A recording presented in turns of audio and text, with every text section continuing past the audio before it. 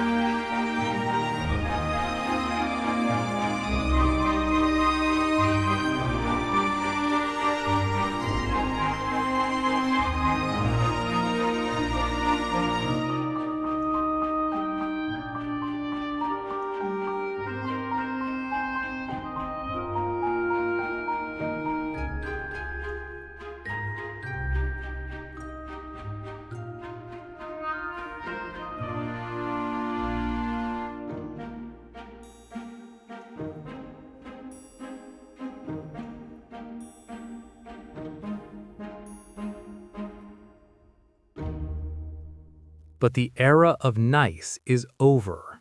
We are now in 2026. The World Cup is here. And looking at this squad, there is no more room for excuses. There is no more building for the future. The check has come due, and if England doesn't pay it now, they may never pay it at all. The FA made a decision that shocked the world. They realized that an Englishman couldn't solve an English problem, so they hired a winner, Thomas Tuchel. He isn't here to make friends. He isn't here to manage egos. He is here for one reason, to win a tournament in 18 months, and he has made the hardest call of all. The media said you must build the team around Jude Bellingham. Tuchel said no. He realized what we ignored. Individual brilliance doesn't win World Cups. Systems do. He has sacrificed the Galactico style for a ruthless German-engineered machine. It is the biggest gamble in FA history, benching your most famous player to protect the system. If it fails, Tuchel will be exiled, but if it works, he's a genius. With Bellingham's influence fading under the new system, a new face has emerged from the shadows: Cole Palmer. He is the antithesis of the typical passionate English player. He doesn't scream, he doesn't panic, he barely even smiles, he just executes. In Tuchel's system, you don't need a hero who runs 12 kilometers to save the game. You need a surgeon. You need someone who stands still, waits for the mistake, and punishes it instantly. Cole Palmer isn't just a nickname anymore. It is the identity of this new England team. While the media cries about Jude, Palmer has quietly become the most efficient player in Europe. He is the one Tuchel trusts with the keys to the car. He doesn't feel pressure. In fact, I'm not sure he feels anything at all. And that is exactly what England needs.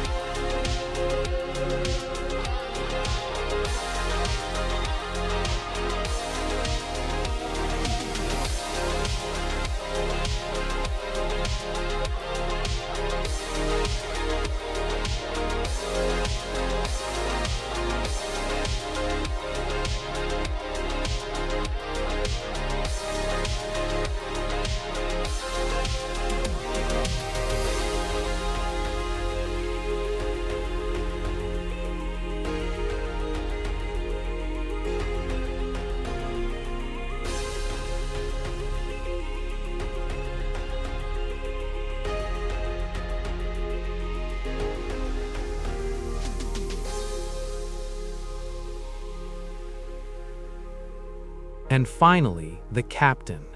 For a decade, we talked about the Kane curse, the man who scored goals but never lifted trophies. Well, update your scripts. The curse is dead. Harry Kane went to Munich, he conquered the Bundesliga, and he finally has his gold medal. He's a champion now. But watch him closely, he isn't satisfied. Winning the Bundesliga was a relief, but it wasn't the dream. Kane is 32 years old now. His legs aren't what they used to be. He can't press like he used to. He knows he's on borrowed time. He has returned to the national team not as a desperate man, but as a wise one. He knows how to win now. He has tasted it. This is his last dance. He doesn't want to be remembered as the guy who won a German league title. He wants to be remembered as the man who ended 60 years of English pain. So, here we stand. The nice guys are gone. The golden boy is sidelined. The curse is broken. What is left is something we haven't seen in a very long time. A serious football team. A team led by a German winner, driven by a cold-blooded playmaker, and captained by a champion who has nothing left to lose. The romance is dead. The practicality has begun. England isn't going to the World Cup to make friends. They're going to get the job done. It is now or never.